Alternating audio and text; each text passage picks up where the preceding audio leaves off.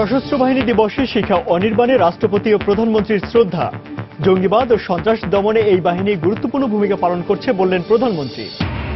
প্রতি বছর শ্রমিক রপ্তানি বাড়লেও বেশিরভাগেরই নেই প্রশিক্ষণ। অদক্ষ হয়, মিলছে না ভালো বেতনের চাকরি, বাড়ছে না রেমিটেন্স। বছরের একদিন প্রবাসী দিবস পালন সহ 23 দফা প্রস্তাবনা নিয়ে গৃহীত হল কুয়ালালামপুর ঘোষণা। বাংলাদেশের উন্নয়নের প্রশংসা করলেন মালয়েশিয়ার পর্যটন মন্ত্রী।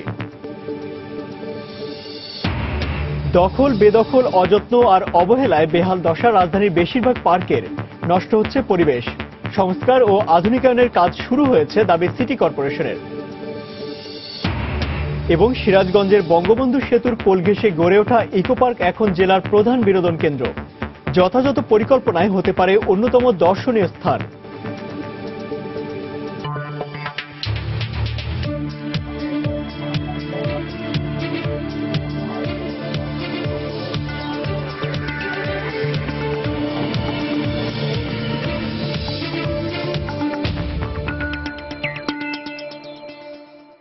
দেখছিলেন শিরোনাম। আমন্ত্রণ জানাচ্ছি দেশ ও দেশের বাইরে অর্থ বাণিজ্যের নানা খবর নিয়ে আমাদের নিয়মিত আয়োজন এসবার বাণিজ্যে।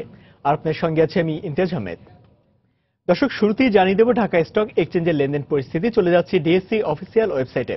সকাল থেকে এখন পর্যন্ত আমরা লেনদেনের যে পরিস্থিতি দেখতে পাচ্ছি, তাতে ঢাকা স্টক এক্সচেঞ্জের প্রধান তিনটি সূচকই সকাল থেকে ঊর্ধ্বমুখী প্রবণতার মধ্য দিয়েই লেনদেন শুরু করেছে এবং সেই ধারাবাহিকতা এখন অব্যাহত রয়েছে।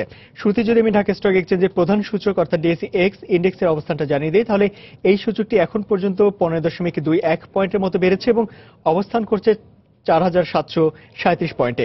একই ধারাবাহিকতা আমরা দেখতে পাচ্ছি ডিএসসি সরিয়ে সূচক অর্থাৎ ডিএসসি এস ইন্ডেক্স, এখানে 2.64 পয়েন্টের মতো বেড়েছে এবং অবস্থান করছে 1129 পয়েন্টে। ধারাবাহিকতা আমরা দেখতে পাচ্ছি ডিএসসি 30 ইন্ডেক্স, এখানে আমরা দেখতে পাচ্ছি 4.98 পয়েন্টের মতো বেড়েছে এবং অবস্থান করছে 1768 পয়েন্টে। টাকার অঙ্কে এখন পর্যন্ত লেনদেন হয়েছে 76 কোটি টাকা, যার মধ্যে দর বেড়েছে 118টি প্রতিষ্ঠান, দর অপরিবর্তিত রয়েছে 48টির এবং দর কমেছে 52টি প্রতিষ্ঠান। টপ 20 শেয়ারের তালিকাটা যদি দেখে নেই, সকালের শুরুতেই যে লেনদেন পরিস্থিতি, তাতে টপ 20 শেয়ারের তালিকার প্রথমেই 1 নম্বরে উঠে এসেছে বেক্সিমকো, যার সর্বশেষ লেনদেন 24 টাকা 30 পয়সা এবং সর্বোচ্চ দর আমরা দেখতে পাচ্ছি 24 টাকা 40 পয়সা, যদিও 23 টাকা 50 পয়সা এখন পর্যন্ত সর্বনিম্ন দরে এই প্রতিষ্ঠানটি লেনদেন হচ্ছে। ন্যাশনাল টি কোম্পানি রয়েছে তালিকার 2 নম্বরে, যার সর্বশেষ লেনদেন 690 টাকা 20 পয়সা এবং সর্বোচ্চ দর 690 টাকা 20 পয়সাই রয়েছে এবং 650 টাকা পর্যন্ত সর্বনিম্ন দরে এখন পর্যন্ত লেনদেন হচ্ছে এই প্রতিষ্ঠানটি। তালিকার 3 নম্বরে রয়েছে মিথুন নিটিং, এই প্রতিষ্ঠানটি 72 টাকা 20 পয়সায় সর্বশেষ লেনদেন এবং 73 টাকায় সর্বোচ্চ দর, 71 টাকা 40 পয়সা সর্বনিম্ন দর নিয়ে তালিকার 3 নম্বর অবস্থান করছে এই প্রতিষ্ঠানটি। 4 নম্বরে রয়েছে ন্যাশনাল টিউবস, যার সর্বোচ্চ দর 137 টাকা হলেও 131 টাকা 90 পয়সা সর্বনিম্ন দরে এখন পর্যন্ত লেনদেন হচ্ছে। পেনিনসুলা রয়েছে তালিকার 5 নম্বরে, যার সর্বোচ্চ দর 26 টাকা 30 পয়সা এবং সর্বনিম্ন দর 25 টাকা 50 পয়সা অবস্থান করছে।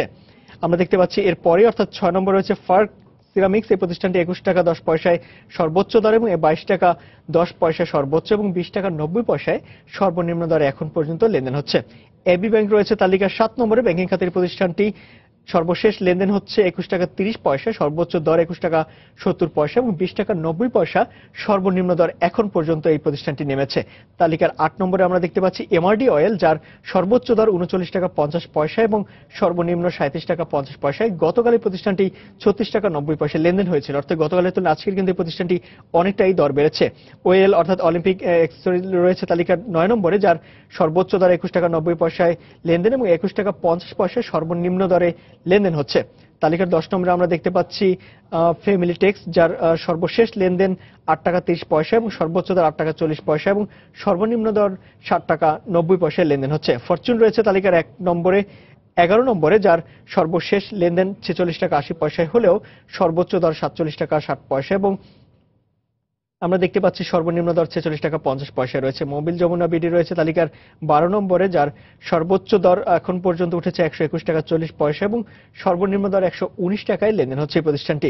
কাশিম ড্রাইসেল রয়েছে তালিকার 13 নম্বরে, যার সর্বশেষ লেনদেন আমরা দেখতে পাচ্ছি 99 টাকা 70 পয়সা হলো সর্বোচ্চ 100 টাকা পর্যন্ত এই প্রতিষ্ঠানটির দর উঠেছে। যদিও 99 টাকাই সর্বনিম্ন দরে লেনদেন হয়েছে এই প্রতিষ্ঠানটি। গতকাল 98 টাকা 60 পয়সায় লেনদেন হয়েছিল। তো গতকালের তুলনায় আজকের কিন্তু কিছুটা দর বেড়েছে এই প্রতিষ্ঠানটির। আইটিসি রয়েছে তালিকার 14 নম্বরে, যার সর্বোচ্চ দর 49 টাকা 50 পয়সা এবং সর্বনিম্ন দর 48 টাকা 50 পয়সা এখন পর্যন্ত লেনদেন হচ্ছে এই প্রতিষ্ঠানটি। কেডিএস অ্যাক্সেসরিজ লিমিটেড রয়েছে তালিকার 15 নম্বরে, যার সর্বোচ্চ দর 70 টাকা 90 পয়সায় এবং সর্বনিম্ন দরে আমরা দেখতে পাচ্ছি 69 টাকা 20 পয়সা। তো মোটামুটি ঢাকা স্টক এক্সচেঞ্জের টপ 20 শেয়ারের তালিকার প্রথম 15টির অবস্থান জানিয়ে দিচ্ছিলাম। পরবর্তীতে আমরা শেয়ার বাজারের আরো কিছু আপডেট জানিয়ে দেব। চলে যাচ্ছে পরে খবরে। প্রধানমন্ত্রী শেখ হাসিনা বলেছেন, জঙ্গিবাদ ও সন্ত্রাসবাদ দমন সহ জাতির যে কোনো দুর্যোগে সশস্ত্র বাহিনী সবসময় গুরুত্বপূর্ণ ভূমিকা পালন করছে। সশস্ত্র বাহিনী দিবস উপলক্ষে সকালে ঢাকার সেনানিবাসে আয়োজিত মুক্তিযোদ্ধাদের সংবর্ধনা অনুষ্ঠানে বক্তব্য রাখেন তিনি। এ সময় প্রধানমন্ত্রী বলেন, উন্নত বিশ্বের সঙ্গে তাল মিলিয়ে সশস্ত্র বাহিনীকে আরও আধুনিকায়ন করতে কাজ করছে বর্তমান সরকার। পাশাপাশি মুক্তিযোদ্ধাদের সুবিধা বাড়াতেও সরকার নানা উদ্যোগ নিয়েছে বলেও জানান প্রধানমন্ত্রী। আমাদের স্বাধীনতা রক্ষার সুমহান দায়িত্ব সশস্ত্র বাহিনীর উপরে ন্যস্ত। এই পবিত্র দায়িত্ব পালনের পাশাপাশি আমাদের দেশপ্রেমিক সশস্ত্র বাহিনীর সদস্যরা প্রাকৃতিক দুর্যোগ মোকাবেলা, দেশের উন্নয়ন কার্যক্রম, অবকাঠামো নির্মাণ, আইন শৃঙ্খলা রক্ষা ইত্যাদি ক্ষেত্রে প্রয়োজনীয় সহায়তা দিয়ে যাচ্ছেন। বিশেষ করে জঙ্গিবাদ সন্ত্রাস দমনেও তারা বিশেষ ভূমিকা রাখছেন। জাতির যে কোনো প্রয়োজনে সশস্ত্র বাহিনীর সকল সদস্য নিবেদিত থাকবেন, এটাই আমার প্রত্যাশা। শুধু দেশে নয়, বহির্বিশ্বেও আপনারা সততা, নিষ্ঠা, দক্ষতার সাথে দায়িত্ব পালন করে বাংলাদেশের ভাবমূর্তি আরো উজ্জ্বল করবে বলে আমি বিশ্বাস করি। আপনাদের মহান আত্মত্যাগের মাধ্যমেই আজকে দেশ স্বাধীন হয়েছে। কাজে আমি আমাদের বীর মুক্তিযোদ্ধা এবং তাদের উত্তরাধিকারীদের কল্যাণার্থে যা যা করণীয় আমি তা করে যাব। যতটুকু সম্পদ আছে সেই সম্পদটুকু যথাযথভাবে কাজে লাগালে অবশ্যই আমরা সম্মানের সাথে আমাদের দেশকে গড়ে তুলতে পারবো, যেন বিশ্বের সাথে আমরা তাল মিলিয়ে চলতে পারি। এর আগে সশস্ত্র বাহিনী দিবস উপলক্ষে রাষ্ট্রপতি মোহাম্মদ আব্দুল হামিদ ও প্রধানমন্ত্রী শেখ হাসিনার শিখা অনির্বাণে ফুল দিয়ে শ্রদ্ধা জানান। সকাল 8টার দিকে ঢাকা সেনানিবাসে শিখা অনির্বাণে ফুল দিয়ে শ্রদ্ধা জানান রাষ্ট্রপতি। এর পরপরই শ্রদ্ধা নিবেদন করেন প্রধানমন্ত্রী। এ সময় 3 বাহিনীর প্রধান উপস্থিত ছিলেন। দিবসটি উপলক্ষে দিনভর রয়েছে নানা কর্মসূচি। 1971 সালের এই দিনে সেনা, নৌ ও বিমান বাহিনীর সদস্যরা সম্মিলিতভাবে পাকিস্তানি হানাদারদের বিরুদ্ধে আক্রমণের সূচনা করে। এদিকে দিবসটি উপলক্ষে ঢাকা সেনানিবাস এলাকায় নির্দিষ্ট সময় পর্যন্ত যান চলাচল সীমিত রাখা হবে।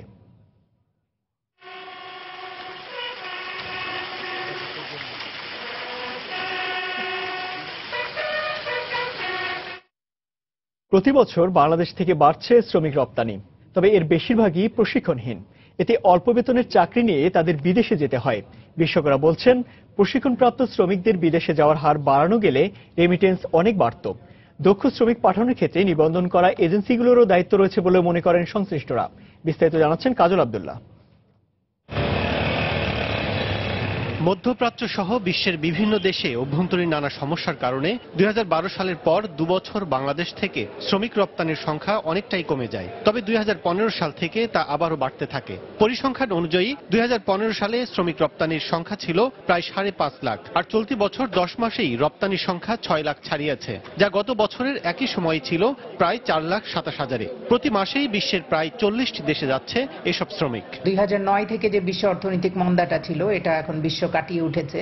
সে কারণেই হয়তো আমাদের এখন এই এটা হচ্ছে। আর মন্ত্রণালয় থেকেও শ্রমবাজার সম্পর্কে আমরা বিভিন্ন মুখী কার্যক্রম হাতে নিয়েছি। নতুন নতুন শ্রমবাজার অনুসন্ধানের চেষ্টা করছি। শ্রমিক রপ্তানি বেড়ে যাওয়ায় রেমিটেন্স আয় বাড়বে, অর্থনীতিবিদরা এমনটি মনে করলেও গবেষকরা বলছেন, অদক্ষ শ্রমিক যাওয়ার হার বেশি হলে কাঙ্ক্ষিত সুফল পাওয়া অসম্ভব। যারা মাইগ্রেন্ট পপুলেশন, এটা বৃদ্ধি পেয়েছে। যারা বাইরে গিয়েছে তাদের সংখ্যা প্রায় 6.5 লক্ষের মতো হয়েছে। কাজে আমরা আগামীতে রেমিটেন্স আস্তে আস্তে বাড়বে বলে আমি আশাবাদী। ফিলিপাইনে দেখেন, তারা 18 লক্ষ লোক বিদেশে গিয়েছে, 23 বিলিয়ন ডলার তারা পাঠিয়েছে। কম লোক বেশি পাঠিয়েছে। কাজে আপনি মাথা গোনা পাঠাবেন আর 15 বিলিয়ন, যে নেক্সট বছরে আপনার 15.5 বিলিয়ন ডলার হবে, এটা আপনি বলবেন হেভি সাকসেস। এটা আসলে জাতিকে আসলে বোকা বানানো ছাড়া কিছু না। শ্রমিকদের কর্মপরিবেশ সুন্দর রাখতে শুধু সরকার নয়, প্রচারণা ও সচেতনতা বাড়ানোর পাশাপাশি দক্ষ শ্রমিক প্রেরণের ক্ষেত্রে সংশ্লিষ্ট এজেন্সিগুলোরও রয়েছে বিশেষ ভূমিকা। বাইরা বা যে সকল রিক্রুটিং এজেন্সিগুলো আছে তারা যদি এই কাজটাকে একটা প্রিকন্ডিশনের মধ্যে আনেন, তাহলে যে লোকটা 6 মাস পরে যাবে ট্রেনিং নিয়ে যদি যায়, অন্তত 1.5 গুণ 2 গুণ বেতন সে পাবে। এটা খুব স্বাভাবিক, এবং তার সেখানে তার কিন্তু কাজের মূল্যায়নটা ওভাবে হবে। কাজল আব্দুল্লাহ, সময় সংবাদ, ঢাকা। বছরের একটি দিন প্রবাসী দিবস পালন সহ 23 দফা প্রস্তাবনা নিয়ে গৃহীত হল কুয়ালালামপুর ঘোষণা। রোববার রাতে মালয়েশিয়ার অল ইউরোপিয়ান বাংলাদেশ অ্যাসোসিয়েশন আইবা আয়োজিত 2 দিনব্যাপী প্রথম বাংলাদেশ গ্লোবাল সামিটের শেষ দিনে এই প্রস্তাবনা গৃহীত হয়। কুয়ালালামপুর থেকে আরো জানাচ্ছেন লুৎফর রহমান বাবু। বাংলাদেশ গ্লোবাল সামিট উপলক্ষে মালয়েশিয়ার কুয়ালালামপুরে 2 দিনব্যাপী সেমিনারের আয়োজন করে অল ইউরোপিয়ান বাংলাদেশ অ্যাসোসিয়েশন আইবা। বারজার টাইম স্কোয়ারে হল রুমে 2টি সেশনে 4টি সেমিনার অনুষ্ঠিত হয়। সেমিনারে অংশ নেন যুক্তরাষ্ট্রের আইনজীবী তাহমিনা ওয়াটসন, এডুয়েট প্রধান নির্বাহী কাজী আহসান, বিজিএম এর সাবেক প্রেসিডেন্ট মোহাম্মদ আতিকুল ইসলাম সহ অনেকে। পরে তারা সংশ্লিষ্ট বিষয়ের উপর অংশগ্রহণকারীদের বিভিন্ন প্রশ্নের উত্তর দেন। সমাপনী দিনে প্রধান অতিথি ছিলেন মালয়েশিয়ার পর্যটন ও সংস্কৃতি বিষয়ক মন্ত্রী মোহাম্মদ নাজরি আব্দুল আজিজ এমপি। বাংলাদেশ উন্নয়নে এগিয়ে যাচ্ছে উল্লেখ করে প্রবাসী বাংলাদেশিদের ভূয়সী প্রশংসা করেন তিনি। এই সেমিনার প্রবাসীদের কল্যাণে ভূমিকা রাখবে বলে জানান আলোচকরা। এই দেশে থেকে একটা ইন্টেলেকচুয়াল ডেভেলপমেন্ট হয়েছে, একটা উন্নত সভ্যতার সঙ্গে তাদের পরিচয় হয়েছে। সেই সভ্যতাটাকে যদি আমরা আমাদের সমাজে নিয়ে আসতে পারি, সেই শৃঙ্খলাবোধকে যদি আমাদের সমাজে নিয়ে আসতে পারি, সেটা রেমিটেন্সের আর্থিক যে মূল্য তার চেয়ে অনেক বেশি হবে বলে আমি মনে করি। রোববার রাতে সমাপনী দিনে 23 দফা প্রস্তাবনা সর্বসম্মতভাবে গৃহীত হয়। তার মধ্যে অন্যতম ছিল বাংলাদেশের সব দূতাবাসে প্রবাসীদের জন্য সাকার খোলার প্রস্তাবটি। তারই পরিপ্রেক্ষিতে কাজী এনায়েতুল্লাহকে আহ্বায়ক করে ওয়ার্ল্ড বাংলাদেশ অ্যাসোসিয়েশন গঠনের প্রস্তাব সর্বসম্মতভাবে গৃহীত হয়। অনুষ্ঠান শেষে তাকেই সভাপতি নির্বাচিত করা হলে প্রবাসী বাংলাদেশী সংগঠনগুলো ফুলেল শুভেচ্ছা জানান। কিভাবে আমরা সংগঠিতভাবে কাজ করতে পারি, বাংলাদেশের উন্নয়নে কাজ করতে পারি, বাংলাদেশের মানুষের স্বার্থে কাজ করতে পারি, প্রবাসীরা কিভাবে অবদান রাখতে পারে, এ নিয়ে আমরা আলোচনা করেছি এই কয়দিন। বিশ্বে যে দেশে থাকি না কেন, দেশের প্রতি আমাদের যে মায়া মমত্ব, দায়িত্ববোধ, সেটাই প্রমাণ করে আজকের এই কুয়ালালামপুর সামিট। প্রবাসীদের অধিকার আদায় ও কল্যাণের জন্য ইউরোপ ভিত্তিক আইবারে উদ্যোগ বিশ্বব্যাপী ছড়িয়ে পড়বে বলে জানান কাজী এনায়েতুল্লাহ। বিশ্বের সকল প্রবাসী বাংলাদেশিদের এক ছাতার নিচে নিয়ে এসে তাদের অধিকার আদায় ও তাদের উন্নয়নের যে কথা আইবা বলছে তা কতটুকু কার্যকর হয়, এমনটাই দেখার প্রত্যাশায়। কুয়ালালামপুরের গ্লোবাল সামিট থেকে মোহাম্মদ লুৎফর রহমান বাবু, সময় সংবাদ। দখল, বেদখল আর অযত্ন অবহেলায় রাজধানীর বেশিরভাগ পার্কের অবস্থাই বেহাল। নষ্ট হয়ে গেছে পরিবেশ, ভবঘুরে আর বাউন্ডুলেদের আড্ডায় পরিণত হয়েছে পার্কগুলো। ফলে নিরাপত্তাহীনতায় থাকেন এখানে আসা ভ্রমণকারী ও দর্শনার্থীরা। তবে সিটি কর্পোরেশন বলছে ইতোমধ্যে পার্কগুলো সংস্কার ও আধুনিকায়নের কাজ শুরু করা হয়েছে। বিস্তারিত জানাচ্ছেন ফেরদৌস লিপি। রান্নাবান্না, কাপড় শুকানো, ঘুমানো সহ যাবতীয় কাজ চলছে। রাখা হয়েছে ভ্যান গাড়ি, বসানো হয়েছে দোকানপাটও। এছাড়া এখানে সেখানে ময়লা আবর্জনার স্তূপ, নিত্য দৃশ্য। আর এসবই দেখা যায় রাজধানীর ফার্মগেটের আনোয়ারা পার্কের ভেতরে। শুধু এই পার্ক নয়, রাজধানীর অধিকাংশ পার্কেরই এমন হাল। যান্ত্রিক জীবনে একটু খোলামেলা পরিবেশে ঘুরে বেড়াতে নাগরিকরা আসেন এসব পার্কে, কিন্তু পার্কগুলোই বেশিরভাগ ক্ষেত্রেই সুস্থ থাকার সেই স্বস্তি কোথায় তাদের। পার্ক তো আর পার্ক নাই, এটা তো ভদ্রলোকের চলাচলের অযোগ্য জায়গা হয়ে গেছে। পুরো বস্তি টস্তি ভরা, পরিবেশ এত নোংরা যে এখানে মানুষ মানে ফ্যামিলি নিয়ে দূরের কথা, মানে নিজে এসে বসার মতো কোনো অবস্থান নাই। সেই সাথে রয়েছে নিরাপত্তার অভাব। বখাটে, ছিনতাইকারী, মাদক সেবনকারী সহ নানা ধরনের উৎপাতে পড়তে হয় বেড়াতে আসা মানুষদের। আর সন্ধ্যার পর চলে নেশার আড্ডা। ফলে অনেকে পরিবার পরিজন নিয়ে আসতে চান না পার্কগুলোতে। পার্কে আসার পরে আমাদের মোবাইল, টাকা পয়সা এগুলোই নিরাপত্তায় থাকে না। খাবার দাবার তারা জোর করে এসে চাপিয়ে দেয়, যেটা কিনতেই হবে। ইফটিজিং তো আছে, মেয়েরা যখন থাকে তখন তারা আরো বেশি প্রবলেম ক্রিয়েট করে। তবে দায়িত্বে থাকা সংস্থাগুলো বলছে নাগরিকদের উপযোগী করে পার্কগুলো সংস্কারের কাজ শুরু করেছেন তারা। 100 আর্কিটেক্ট আপনার কম্পিটিশনের মধ্য দিয়ে এই ড্রয়িং ডিজাইনগুলো তৈরি করছে। ওয়ার্কিং ড্রয়িংগুলো নেওয়ার পর টেন্ডার প্রক্রিয়ার মধ্য দিয়ে আমরা 19টি পার্ক একেবারেই অত্যাধুনিক করে আপনার জনগণের কাছে ফিরিয়ে দেব। ইতিমধ্যে আমাদের একটি পার্ককে উন্নত করা হয়েছে এবং আমরা আরো এই চলতি অর্থ বছরে আরো 7টি পার্ককে উন্নত করে গড়ে তোলার জন্য চেষ্টা করছি। বর্তমানে রাজধানী ঢাকা দক্ষিণ সিটি কর্পোরেশনের অধীনে 26টি, উত্তর সিটি কর্পোরেশনের অধীনে 21টি এবং রাজুকের অধীনে 3টি পার্ক রয়েছে। ফেরদৌস লিপি, সময় সংবাদ, ঢাকা। সিরাজগঞ্জের বঙ্গবন্ধু সেতুর কোল ঘেঁষে গড়ে ওঠা প্রাকৃতিক সৌন্দর্যমণ্ডিত বঙ্গবন্ধু যমুনা ইকো পার্ক এখন জেলার প্রধান বিনোদন কেন্দ্রে পরিণত হয়েছে। কিন্তু যমুনার পাড়ে সবুজে ঘেরা এই ইকো পার্কটিতে রয়েছে নানা অব্যবস্থাপনা। যথাযথ পরিকল্পনা গ্রহণ করা হলে ইকো পার্কটি ভ্রমণ বিলাসীদের কাছে হয়ে উঠতে পারে একটি অন্যতম দর্শনীয় স্থান। বিস্তারিত জানাচ্ছেন রিঙ্কু কুণ্ডু, ক্যামেরায় ছিলেন অমৃত সেন। সিরাজগঞ্জে বঙ্গবন্ধু সেতু আর যমুনা নদীর কোল ঘেঁষে বিশাল এলাকা জুড়ে গড়ে উঠেছে বঙ্গবন্ধু যমুনা ইকো পার্ক। বিভিন্ন প্রকার ফলজ, বনজ ও ঔষধি গাছের সমন্বয়ে গড়ে তোলা হয়েছে পার্কটি। এছাড়াও এখানে রয়েছে পশু পাখিও। প্রতিদিন টিকেটের বিনিময়ে সকাল ৯টা থেকে বিকেল ৫টা পর্যন্ত এটি দর্শনার্থীদের জন্য খোলা থাকে। দেশের বিভিন্ন স্থান থেকে দর্শনার্থীরা বিনোদনের জন্য এখানে বেড়াতে আসেন। তবে পার্কটির ব্যবস্থাপনা ও নিরাপত্তা ব্যবস্থা দুর্বল। পার্কটির সৌন্দর্য বৃদ্ধি সহ আরো কিছু অবকাঠামো তৈরি করা হলে এটি হতে পারে একটি আকর্ষণীয় পর্যটন কেন্দ্র।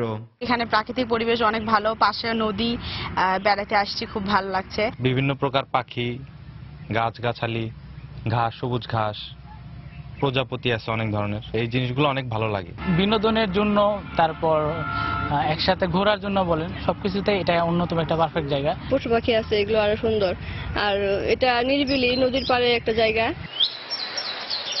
অবশ্য পার্কটি দর্শনার্থীদের কাছে আরো আকর্ষণীয় করে তুলতে পরিকল্পনার কথা জানালেন পার্কের দায়িত্বপ্রাপ্ত কর্মকর্তা। অতিথি পাখি সংরক্ষণের জন্য এখানে কার্যক্রম চলমান আছে। এছাড়া উন্নয়নমূলক কাজের ভিতরে একটি ওয়াচ টাওয়ার নির্মাণ করার পরিকল্পনা আছে। এছাড়াও পিকনিক স্পট সহ অন্যান্য যে ডেভেলপমেন্ট ওয়ার্ক করার পরিকল্পনা আছে। ২০০৮ সালে বঙ্গবন্ধু সেতুর পশ্চিম পারে ৬০০ একর জমির ওপর গড়ে তোলা হয় প্রাকৃতিক শোভামণ্ডিত এই ইকো পার্কটি। রিঙ্কু কুণ্ডু, সময় সংবাদ, সিরাজগঞ্জ। প্রয়োজনীয় লোকবল ও যন্ত্রপাতির অভাবে খুঁড়িয়ে খুঁড়িয়ে চলছে ব্রাহ্মণবাড়িয়ার নাসিরনগর উপজেলার স্বাস্থ্য কমপ্লেক্স। আবার হাতে গোনা কয়েকজন চিকিৎসক থাকলেও বেশিরভাগ সময় তারা থাকেন বেসরকারি ক্লিনিকে। এতে কাঙ্ক্ষিত সেবা থেকে বঞ্চিত হচ্ছেন দূর দূরান্তের রোগীরা। এদিকে সমস্যা সমাধানের চেষ্টা চলছে দাবি করে সিভিল সার্জন জানালেন, চিকিৎসকদের কোনো গাফিলতির প্রমাণ পেলে ব্যবস্থা নেওয়া হবে। উজ্জ্বল চক্রবর্তী পাঠান তথ্য ও জুয়েলুর রহমানের ছবি নিয়ে ডেস্ক রিপোর্ট। হাওর বেষ্টিত ব্রাহ্মণবাড়িয়ার নাসিরনগর উপজেলার প্রায় ৩ লাখ মানুষের চিকিৎসার জন্য এই সরকারি হাসপাতালটি একমাত্র ভরসা স্থল। ৫০ শয্যার এই হাসপাতালে গত ১ দশক ধরে চলছে চিকিৎসক ও নার্স সংকট। অন্যান্য পদে পর্যাপ্ত লোকবল না থাকায় নষ্ট হয়ে যাচ্ছে হাসপাতালের মূল্যবান যন্ত্রপাতি। নেই জরুরি বিভাগের শয্যা কিংবা অপারেশন থিয়েটার। এছাড়া রোগ নির্ণয়ের কোনো ব্যবস্থা না থাকায় পরীক্ষা নিরীক্ষার জন্য ডায়াগনস্টিক সেন্টারে যেতে বাধ্য হচ্ছেন রোগীরা। আমার ওয়াইফকে নিয়ে আসছিলাম, প্রায় ৪০ মিনিট বসে আছিলাম ওই মহিলা ডাক্তারের জন্য। অ্যাম্বুলেন্স থাকা দরকার, অ্যাম্বুলেন্স নাই। তারপর নার্স সংকট, তারপর ডাক্তার সংকট, এক্সরে রুমের অবস্থা খারাপ। তারপর যত ওষুধের যে বিষয়টা, ওষুধ এখানে সবাই সাপ্লাই পাচ্ছে না। যদিও এটা 50 বেডের হসপিটাল, কিন্তু রোগী প্রায় ৬০-৬৫ জন ভর্তি থাকে। তাদেরকে সামাল দেওয়া এই ৩-৪ জন নার্স দ্বারা সম্ভব হয় না, যে কারণে চিকিৎসা সেবাটা কিছু ব্যাহত হইতেছে। এদিকে যথাযথ নজরদারি না থাকায় হাসপাতালের অনেক চিকিৎসক প্রাইভেট ক্লিনিকে দিনের বেশিরভাগ সময় রোগী দেখেন বলে অভিযোগ উঠেছে। এতে ঘন্টার পর ঘন্টা অপেক্ষায় থাকতে হচ্ছে দূর দূরান্তের রোগীদের।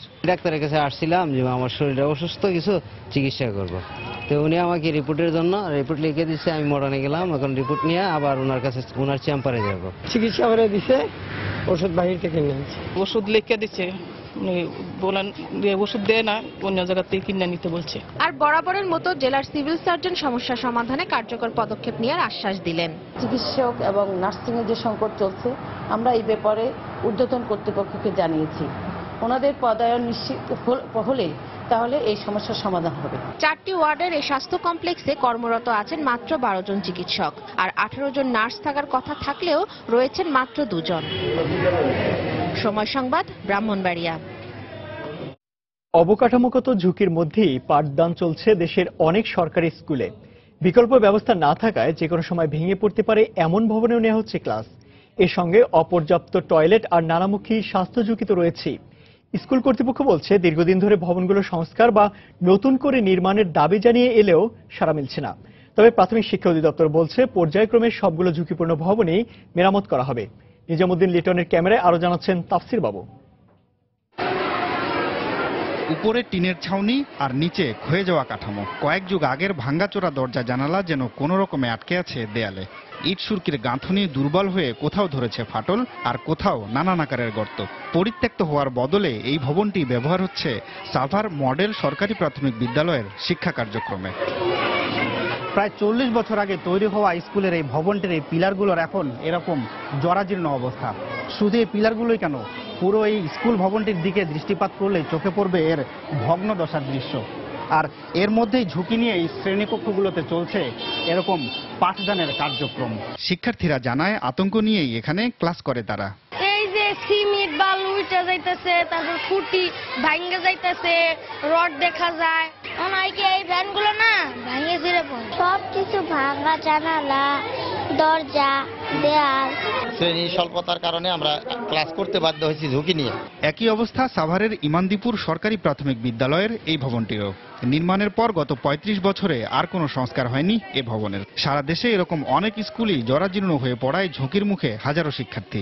স্কুল কর্তৃপক্ষ বলছে নতুন ভবনের জন্য বারবার শিক্ষা অধিদপ্তরে ধর্ণা দিলেও কাজ হচ্ছে না। ছবি টবি নিয়ে গেছে, সার্ভে টার্ভে করে গেছে, কিন্তু তারপরে দেখা গেছে আমারটা বেশি শোচনীয় ছিল। আমারটা না এসে যেখানে ভবন আছে সেখানে আবার বহুতল ভবন চলে আসছে। কর্তৃপক্ষকে জানানো হয়েছে, কর্তৃপক্ষ চেষ্টা করতেছে হয়তোবা।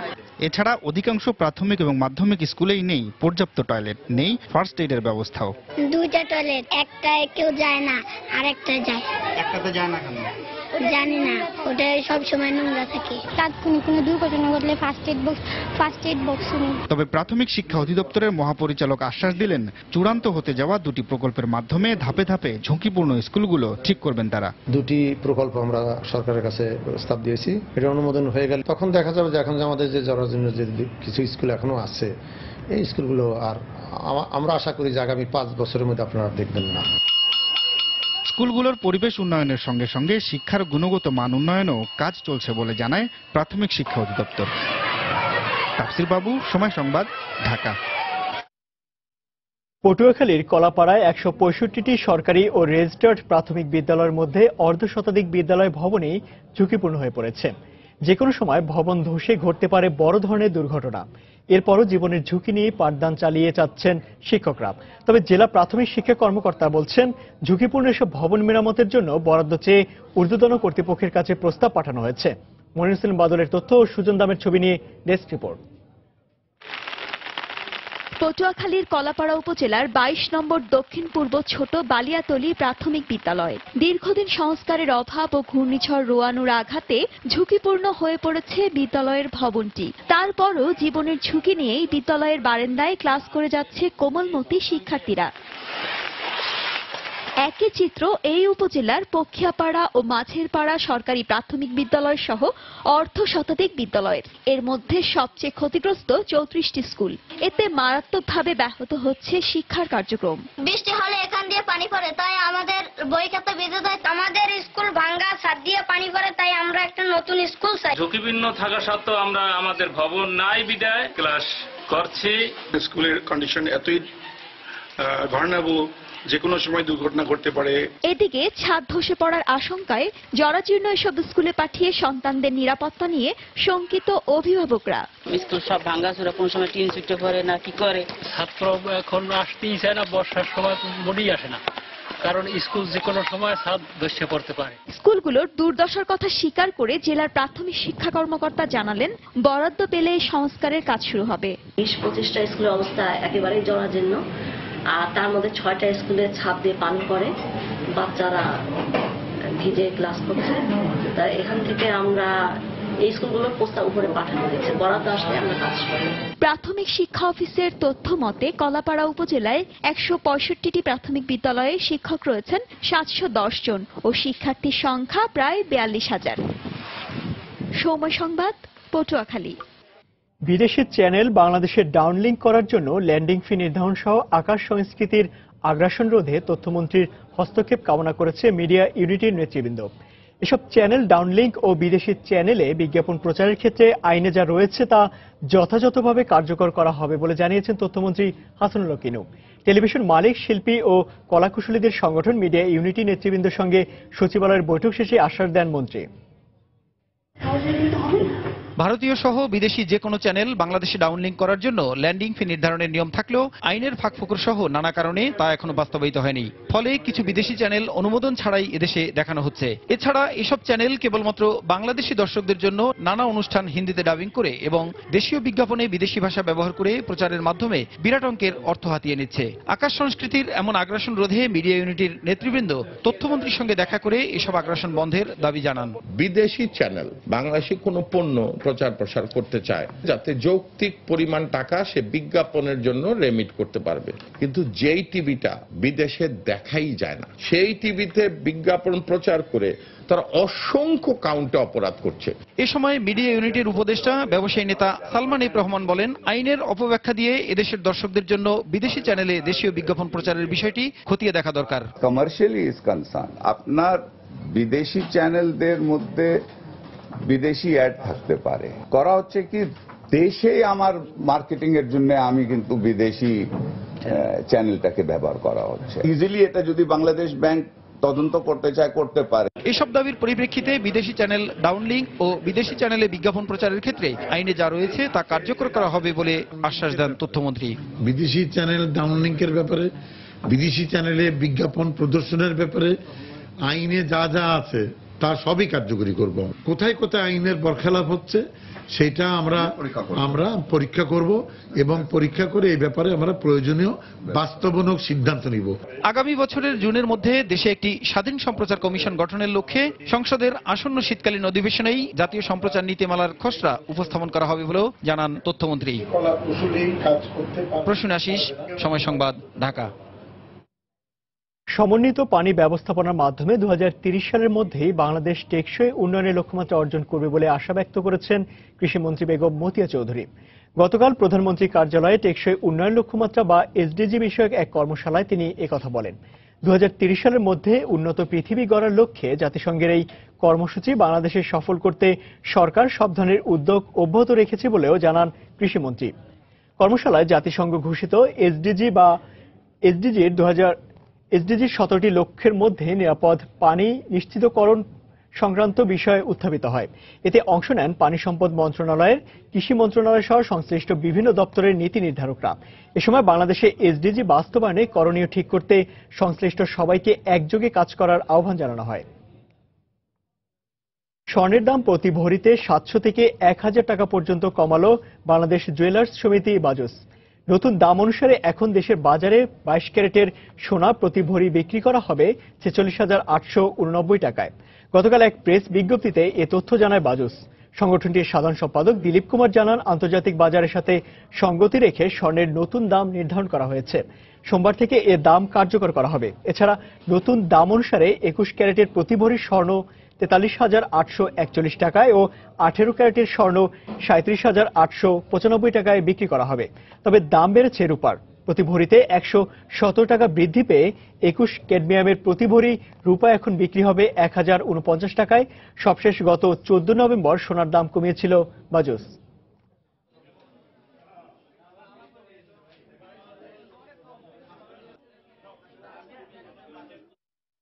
রাজধানীর মিরপুরের কাজীপাড়ায় ঢাকা মেট্রো রেল স্টেশনের জায়গায় গ্যাস, ওয়াসা ও বিদ্যুৎ লাইন সরানোর কাজ শুরু হয়েছে। দোয়া অনুষ্ঠানের মধ্য দিয়ে গতকাল রাতে কাজীপাড়া মসজিদ সংলগ্ন এলাকায় এই কাজ শুরু হয়। এতে মেট্রো রেলের প্রকল্প পরিচালক, বিভিন্ন সংস্থার ঠিকাদাররা উপস্থিত ছিলেন। আগামী 10 দিনের মধ্যেই কাজীপাড়ার স্টেশনের জন্য সেবা লাইনগুলো স্থানান্তর সম্ভব হবে। এছাড়া শেওড়াপাড়া থেকে তালতলা পর্যন্ত ভায়াডাক্টের জন্য সেবা লাইনগুলোর স্থানান্তরের কাজ করছে বিভিন্ন ঠিকাদার প্রতিষ্ঠান।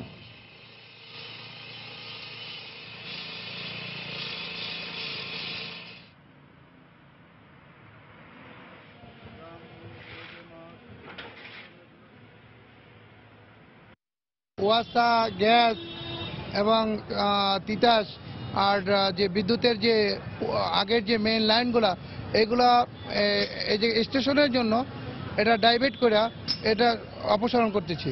এরপর আমরা পর্যায়ক্রমে এরকম সামনে আমরা যাব, পিছনে যাব, আমাদের এই কার্যক্রম আমাদের চলতেই থাকবে। মেবি 10 দিনের ভিতরে আমরা এই পোর্শনটা শেষ করতে পারবো। আগামী মাসে জ্বালানি তেলের দাম কমানোর বিষয়ে সিদ্ধান্ত জানানো হবে বলে জানিয়েছেন অর্থমন্ত্রী আবুল মাল আব্দুল মুহিত। গতকাল সিলেটে আলিয়া মাদ্রাসা মাঠ পরিদর্শন শেষে সাংবাদিকদের এই কথা বলেন তিনি। আগামী 23 নভেম্বর এ মাঠে প্রধানমন্ত্রীর জনসভার কর্মসূচি রয়েছে। এই মাসে প্রবাবলি আমরা রিভিউ করব প্রাইম মিনিস্টারের সঙ্গে, কিন্তু এখন তো প্রাইম মিনিস্টারের সঙ্গে আমাদের বসা হয় নাই। রিভিউ হলে সিদ্ধান্ত হইতে হইতে ডিসেম্বরের যাবে, 10 তারিখের পরে এরকমই হবে বোধহয়। জ্বালানি তেলের দাম কমানোর সাথে সাথে গণপরিবহনের ভাড়াও যাতে কমে সে বিষয়টি লক্ষ্য রেখেই দাম কমানো হবে বলে জানিয়েছেন বিদ্যুৎ ও জ্বালানি প্রতিমন্ত্রী নসরুল হামিদ। গতকাল রাজধানীর হোটেল লা মেরিডিয়ানে নবায়নযোগ্য জ্বালানি বিষয়ক সেমিনার শেষে তিনি সাংবাদিকদের এই কথা বলেন। এ সময় তিনি আরও জানান, আগামী 3 বছরে দেশে কমপক্ষে 70% এলাকায় সিলিন্ডার গ্যাস পৌঁছানোর পরিকল্পনা রয়েছে। তেলের দামটা যদি আমরা অ্যাডজাস্টমেন্ট করি, আমরা যে ডাইরেক্ট বেনিফিটটা চাচ্ছি যে যানবাহনের ভাড়া কমবে, সেটা কিন্তু হচ্ছে না। সো আমরা চাচ্ছি যেভাবেই হোক ওই জায়গাটাও কিন্তু একটা কমফোর্ট থাকা উচিত। তো ওয়ার্ল্ড ব্যাংক কিন্তু আশা করছে যে সামনের বছর তেলের দাম বাড়তে পারে, সেটাও আমাদের নজরে আছে। এরকম কিছু আশা করা যাবে না যেটা কিনা আবার কমানোর পরে আবার বাড়াতে হচ্ছে। আমরা একটা ফর্মুলা তৈরি করছি যেটা অ্যাকচুয়ালি সিলিন্ডার গ্যাসকে রেগুলেট করবে দামের ব্যাপারে। বিশ্ববাজারে কক্সবাজারকে টেকসই পর্যটন স্পট হিসেবে তুলে ধরতে 23 নভেম্বর থেকে কক্সবাজারে শুরু হচ্ছে 3 দিনব্যাপী প্যাসিফিক এশিয়া ট্রাভেল অ্যাসোসিয়েশনের বার্ষিক ইভেন্টে বিভিন্ন দেশের পর্যটন বিশেষজ্ঞ, শিক্ষার্থী, আন্তর্জাতিক সংস্থার প্রতিনিধিরা অংশ নেবেন। গতকাল হোটেল ইন্টারকন্টিনেন্টালের অফিস কমপ্লেক্সে সংবাদ সম্মেলনে তথ্য জানান বেসামরিক বিমান পরিবহন ও পর্যটন মন্ত্রী রাশেদ খান মেনন। বাংলাদেশ ট্যুরিজমের জন্য একটি নিরাপদ দেশ, 1। 2 হচ্ছে বাংলাদেশ যে কোনো এই ধরনের আন্তর্জাতিক সম্মেলনের ক্ষেত্রে একটা দক্ষতা এবং যোগ্যতা রাখে, এটা হচ্ছে দ্বিতীয় বিষয়। এই দুটি বিষয় যদি আমরা প্রমাণ করতে পারি, তাহলে আমি আপনাদের বলবো যে সামনে আমাদের আরো অনেক ইভেন্ট আছে, যেটা আন্তর্জাতিক ইভেন্ট, যেগুলো নির্বিঘ্নে আমরা সমাপন করতে পারবো। এটা আমাদের ট্যুরিজম ইন্ডাস্ট্রিকে আরো এক ধাপ এগিয়ে দিতে সক্ষম হবে। জামালপুরে গারোপল্লীতে অনুষ্ঠিত হয়ে গেল ঐতিহ্যবাহী নবান্ন উৎসবকে কেন্দ্র করে বক্সিগঞ্জের দীঘলাকোনায় ধর্মপল্লীতে দিনভর চলে নানা আয়োজন। এ সময় নেচে গিয়ে উৎসবে মাতেন আদিবাসীরা। অনুষ্ঠান শেষে ভক্তদের মাঝে প্রসাদ বিতরণ করা হয়। এদিকে এই নবান্নের উৎসবকে ঘিরে ধর্মপল্লীতে বসে গ্রামীণ মেলা, নানা রকম জিনিসের পসরা সাজিয়ে বসেন দোকানিরা। গারো সম্প্রদায়ের আদি পুরুষরা শস্য দেবতাকে নতুন ধান দিয়ে তাকে স্মরণ করে নতুন ফসল ঘরে তুলে নিত। এরই ধারাবাহিকতায় প্রতি বছর এই উৎসব পালন করে আসছেন এখানকার আদিবাসীরা।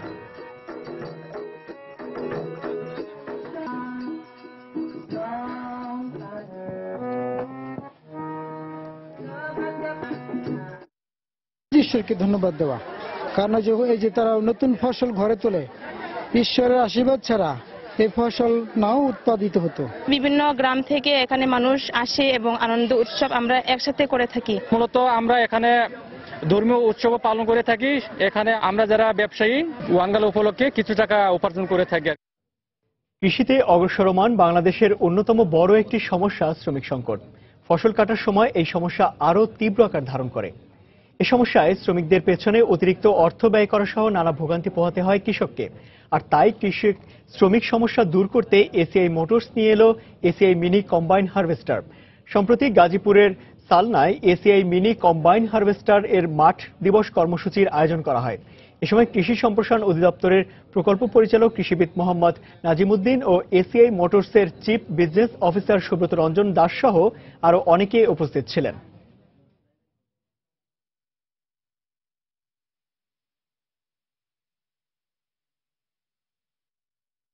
দেশের বাইরের অর্থ বাণিজ্যের খবর। ভারতে 500 ও 1000 রুপির নোট বন্ধ করে দেয়ায় বিপাকে পড়েছে কৃষিকাজের সাথে সংশ্লিষ্টরা। হঠাৎ নোট বন্ধ করে দেয়ায় চাষাবাদের প্রয়োজনীয় পণ্য কিনতে পারছেন না তারা। প্রত্যন্ত অঞ্চলের অধিবাসীরা নতুন নোট সংগ্রহ করতে না পারায় বাজারগুলোতে কেনাবেচার ক্ষেত্রে বিপাকে পড়তে হচ্ছে ক্রেতা বিক্রেতাদের। টানা 2 বছর পর খরার কবল থেকে কিছুটা মুক্ত হয়েছিল ভারতের কৃষকরা। শীতকালীন সবজি চাষকে ঘিরে আশার আলো দেখতে শুরু করলেও সরকারের এক সিদ্ধান্তে রাতারাতি ভাটা পড়েছে তাতে। দেশটিতে হঠাৎ 500 ও 1000 রুপির নোট বন্ধ হয়ে যাওয়ায় বিপাকে পড়েছেন অন্তত 26 কোটি কৃষক। শহরের মানুষ খুব সহজে নোট পরিবর্তন করে নিতে পারলেও প্রত্যন্ত অঞ্চলের মানুষ তা করতে পারছেন না। শীতকালীন সবজি রোপণের জন্য তাই শস্য ও সার কেনার পর্যাপ্ত অর্থ নেই তাদের কাছে। এমন অবস্থা হুমকির মুখে ফেলেছে দেশটির কৃষি খাত সহ পুরো অর্থনীতিকে। পুরনো নোট বাতিল করে নতুন 2000 রুপির যে নোট ইস্যু করা হয়েছে তা দিয়ে কেনাকাটায় আমাদের ভোগান্তিতে পড়তে হচ্ছে। সময় মতো কিছুই করতে পারছি না।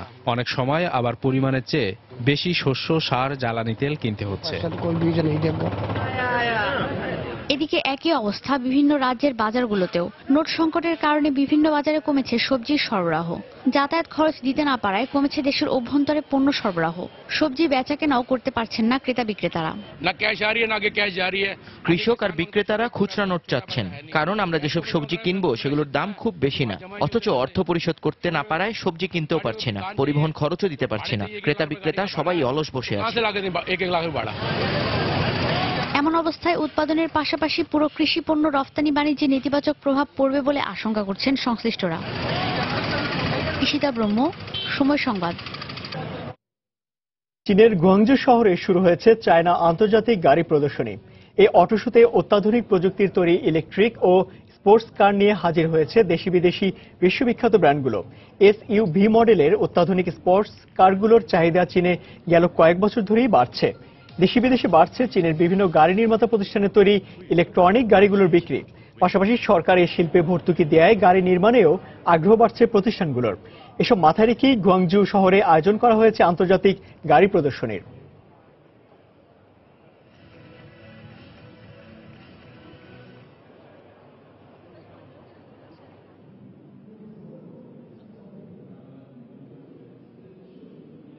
দর্শক, আবারও জানিয়ে দেব ঢাকা স্টক এক্সচেঞ্জের লেনদেন পরিস্থিতি। চলে যাচ্ছি ডিএসসি ওয়েবসাইটে। সকাল থেকে আমরা যেমনটা বলছিলাম যে লেনদেনের যে পরিস্থিতি তাতে দেখতে পাচ্ছিলাম সকাল থেকে ঢাকা স্টক এক্সচেঞ্জের প্রধান তিনটি সূচকই কিন্তু ঊর্ধ্বমুখী প্রবণতার মধ্যে দিয়েই শুরু হয়েছিল লেনদেন। তবে সেই লেনদেনের ধারাবাহিকতা কিন্তু বেলা বাড়ার সঙ্গে সঙ্গে অব্যাহত রয়েছে, অর্থাৎ এখনো কিন্তু সেই ঊর্ধ্বমুখী প্রবণতার মধ্যে দিয়েই লেনদেন হচ্ছে ঢাকা স্টক এক্সচেঞ্জের প্রধান তিনটি সূচক।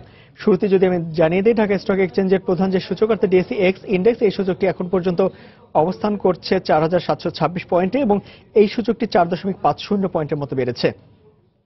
ঊর্ধ্বমুখী প্রবণতা আমরা দেখতে পাচ্ছি ডিএসসি সরিয়েভিত্তিক সূচক এখানে 1.05 পয়েন্টের মতো বেড়ে অবস্থান করছে 1127 পয়েন্টে। ঊর্ধ্বমুখী রয়েছে ডিএসসি 30 ইন্ডেক্স অর্থাৎ বাছাই সূচক, এখানে 3.53 পয়েন্টের মতো বেড়েছে এবং অবস্থান করছে 1767 পয়েন্টে। টাকার অঙ্কে এখন পর্যন্ত আমরা লেনদেন হচ্ছে দেখতে পাচ্ছি 193 কোটি টাকার, যার মধ্যে দর বেড়েছে 135টি প্রতিষ্ঠান এবং দর কমেছে 112টি, দর অপরিবর্তিত রয়েছে 42টি প্রতিষ্ঠান। টপ 20 শেয়ারের তালিকাটা যদি আমরা দেখে নিই তাহলে দেখতে পাচ্ছি টপ 20 শেয়ার তালিকার 1 নম্বরে যে প্রতিষ্ঠান অবস্থান করছে সেটা হলো বেক্সিমকো, যার সর্বশেষ লেনদেন 24 টাকা 40 পয়সা এবং সর্বোচ্চ দর 24 টাকা 60 পয়সা, যদিও 23 টাকা 50 পয়সা সর্বনিম্ন দরে লেনদেন হচ্ছে এই প্রতিষ্ঠানটি। এরপরে আমরা দেখতে পাচ্ছি ন্যাশনাল টি কোম্পানি রয়েছে, যার সর্বশেষ লেনদেন 690 টাকা 20 পয়সা এবং সর্বোচ্চ দর আমরা দেখতে পাচ্ছি 690 টাকা 20 পয়সায় অবস্থান করছে এবং সর্বোচ্চ দর আমরা দেখতে পাচ্ছি 650 টাকায় রয়েছে। তালিকার 3 নম্বরে রয়েছে মিথুন নিটিং, এই প্রতিষ্ঠানটি 70 টাকা 90 পয়সা সর্বোচ্চ এবং 73 টাকা সর্বোচ্চ দর এবং 70 টাকা 30-20 পয়সা সর্বনিম্ন দরে লেনদেন হচ্ছে। তালিকার 4 নম্বর আমরা দেখতে পাচ্ছি এবি ব্যাংক, এর প্রতিষ্ঠানটি 20 টাকা 70 পয়সা সর্বশেষ লেনদেন এবং 21 টাকা 70 পয়সা সর্বোচ্চ দর এবং 20 টাকা 50 পয়সা সর্বনিম্ন দরে এখন পর্যন্ত লেনদেন হচ্ছে এই প্রতিষ্ঠানটি। তালিকার এরপরে আমরা দেখতে পাচ্ছি 5 নম্বরে রয়েছে ওরিন ফার্মাসিউটিক্যালস, এই প্রতিষ্ঠানটি 40 টাকা 90 পয়সা সর্বশেষ লেনদেন এবং 41 টাকা 50 পয়সা সর্বোচ্চ দর, যদিও 40 টাকা 30 পয়সা সর্বনিম্ন দরে এই প্রতিষ্ঠানটি লেনদেন হচ্ছে।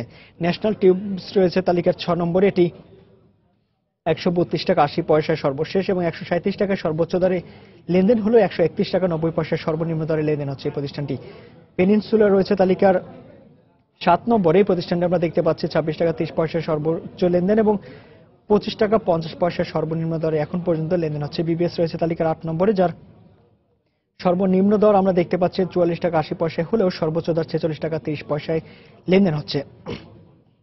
এরপরে আমরা দেখতে পাচ্ছি তালিকার 9 নম্বর অবস্থান করছে এমআরডি অয়েল, যার সর্বোচ্চ দর 38 টাকা 90 পয়সা এবং এই প্রতিষ্ঠানটি এখন পর্যন্ত 39 টাকা 50 পয়সা সর্বোচ্চ দরে এখন পর্যন্ত লেনদেন হচ্ছে। এরপরে আমরা অবস্থান দেখতে পাচ্ছি ফার কেমিক্যাল, এটি 20 টাকা 90 পয়সা সর্বশেষ লেনদেন এবং 22 টাকা 10 পয়সা সর্বোচ্চ দর এবং 20 টাকা 60 পয়সা সর্বনিম্ন দরে লেনদেন হচ্ছে। অলিম্পিক অ্যাক্সেসরিজ লিমিটেড রয়েছে তালিকার 11 নম্বরে, এই প্রতিষ্ঠানটি 21 টাকা 60 পয়সা সর্বোচ্চ দর এবং 21 টাকা 90 পয়সায় আমরা দেখতে পাচ্ছি সর্বোচ্চ দরে এখন পর্যন্ত লেনদেন হচ্ছে। তো মোটামুটি ঢাকা স্টক এক্সচেঞ্জের যে প্রধান টপ 20 শেয়ার তালিকার প্রধান যে 10টি অবস্থান ছিল এরকমটাই জানিয়ে দিচ্ছিলাম। এ সময় বাণিজ্যের শিরোনামগুলো জানিয়ে দিচ্ছি আরেকবার।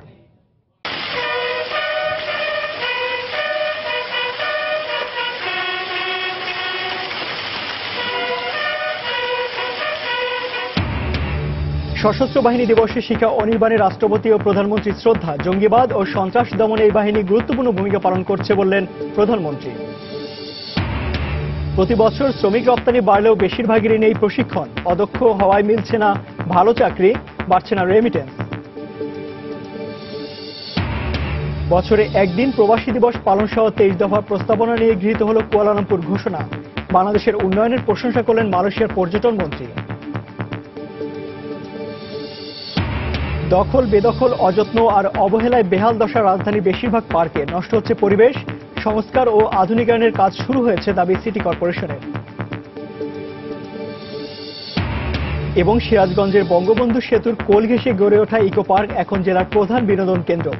যথাযথ পরিকল্পনায় হতে পারে অন্যতম দর্শনীয় স্থান।